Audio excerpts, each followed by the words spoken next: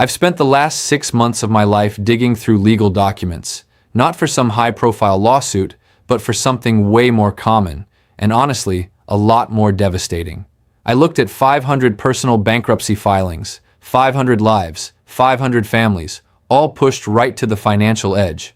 I was looking for a pattern, a single thread that explains why so many people seem to be falling off a financial cliff right now.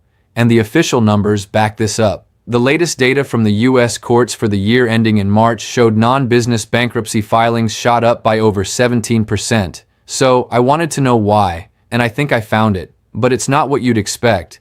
This isn't a story about the usual stuff. It's not a gambling problem or a terrible stock pick. It's not even about the classic maxed out credit cards we've been warned about for years. The number one mistake gutting people's wealth right now is a silent trap. It's so subtle, so woven into our economy that millions of people are walking straight into it, thinking a sign of danger is actually a sign of success. Let me tell you about Sarah. This is a real profile from my research. I've just changed the name. Sarah was 32, a teacher, totally responsible. She had a 750 credit score, paid her bills on time every single month. By any normal measure, she was doing just fine.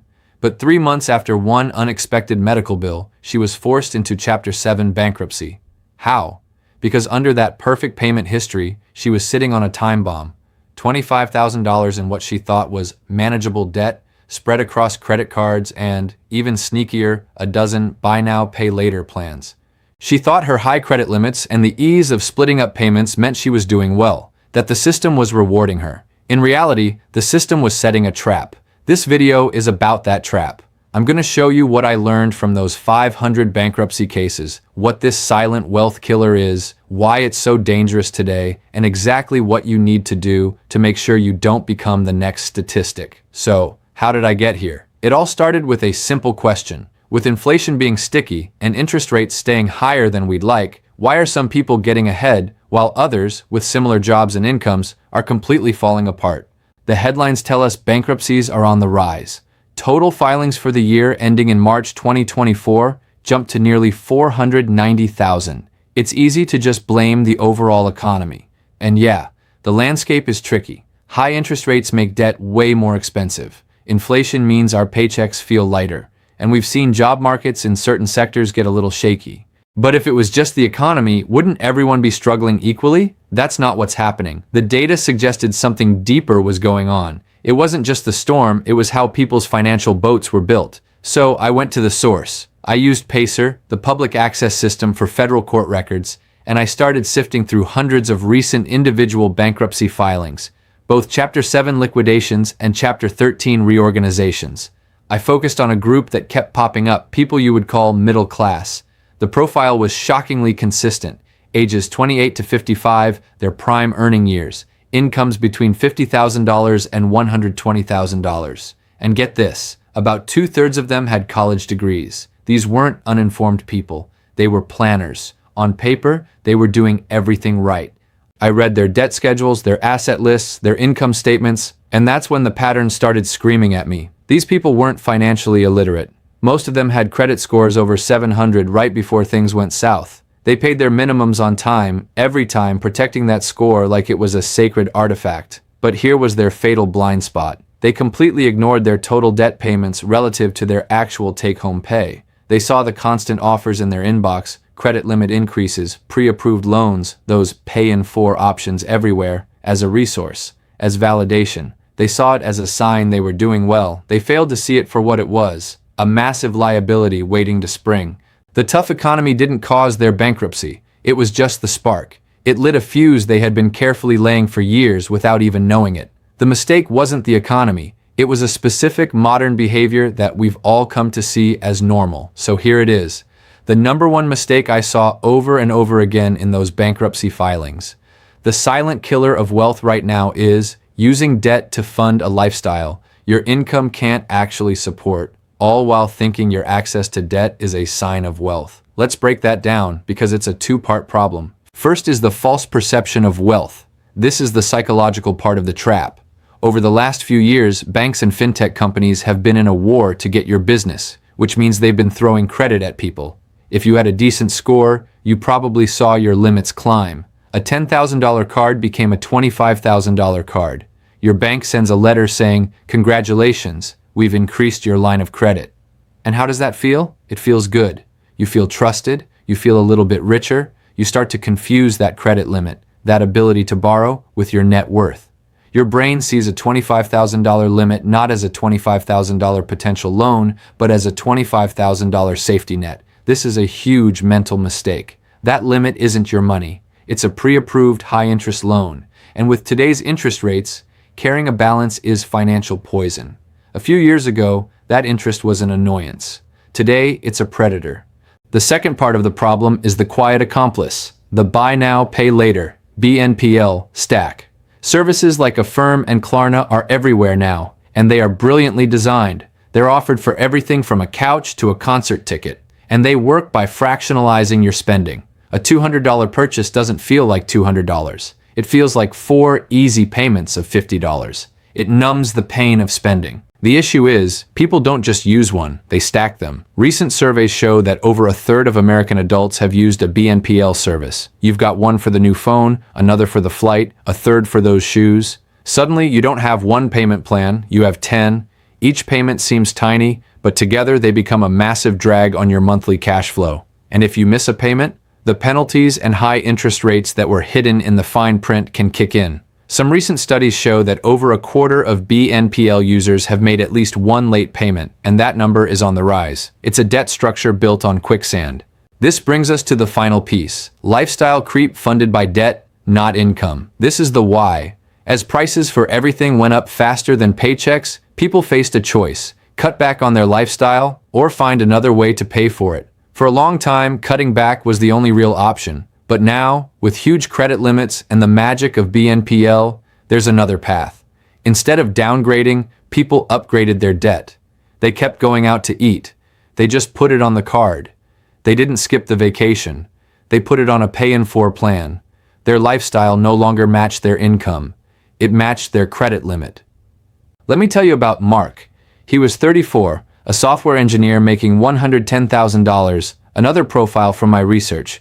With a 740 credit score, he felt invincible. He used his credit cards for everything to get the points. He used a BNPL service to finance a $4,000 vacation to live a little, and another for a $2,500 home office setup to invest in his productivity. He truly believed his access to credit was a sign of his financial health. Then, the floor fell out.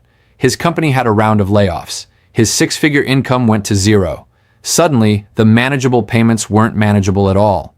The interest on his credit card balances and the penalties on his now late BNPL plan started compounding like crazy. Within just a few months, his debt had spiraled. He wasn't living on a safety net, he was living on a bridge made of debt, and the first gust of wind from losing his job made the whole thing collapse. He thought his credit limit was wealth. He found out way too late that it was a cage. If any of this is starting to sound a little too familiar, if you're feeling that knot in your stomach because you see your own habits in these stories, then I need you to do one thing. Hit that subscribe button. Because I didn't dig through all this financial wreckage just to scare you. I did it to find the way out. And what's next is the most important part. The exact 3-step plan to spot this trap in your own life and disarm it before it's too late. The solution is coming up right after this. Okay, I've just hit you with a lot of grim stories and data, but I'm not here to leave you feeling hopeless. I'm here to give you a map out of the minefield. The good news is, because this is a behavioral mistake, you have all the power to fix it. It doesn't require the stock market to boom or for someone to bail you out. It just requires a decision, followed by action. Based on my analysis, I've put together a 3-step emergency action plan. You need to do this now, not next week. Today. Step 1 is the debt reality audit. The whole trap we're talking about is built on an illusion. The first step is to shatter that illusion with cold, hard numbers. You need to calculate your total debt service ratio. This isn't fancy. Grab a piece of paper. On one side, add up every single dollar you are required to pay toward debt each month. This means your mortgage or rent, car payment, student loans, the minimum payments on all of your credit cards, and, this is the important one, every single buy now, pay later payment you have scheduled for the next month. All of them. That's your total monthly debt payment. On the other side, write down your total monthly take-home pay after taxes. Now divide your total monthly debt payments by your take-home pay. That percentage is your debt service ratio. Here's the warning sign I saw over and over. If that number is over 30%, you're in the danger zone. If it's over 40%, you are at extreme risk. The majority of the bankruptcy cases I reviewed had ratios over 40% in the months before they filed. They were basically working just to pay their creditors. The goal here is to break the mental link between credit limit and wealth. So take action. Log into every BNPL app you have and delete them from your phone. Next, for the next 30 days, take your credit cards out of your wallet, all of them. Use only a debit card or cash. It's going to feel weird, maybe even a little painful. That's the point. It forces you to reconnect with the feeling of money actually leaving your account. You're severing the disconnect that allows overspending. Step 2 is to build a real-world budget.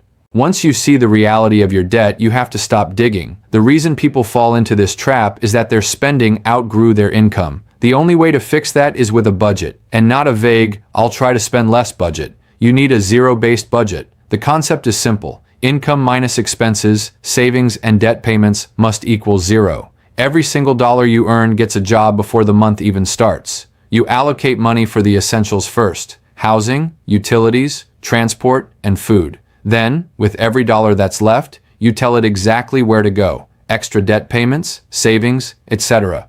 This forces you to face the lifestyle creep you've been funding with debt.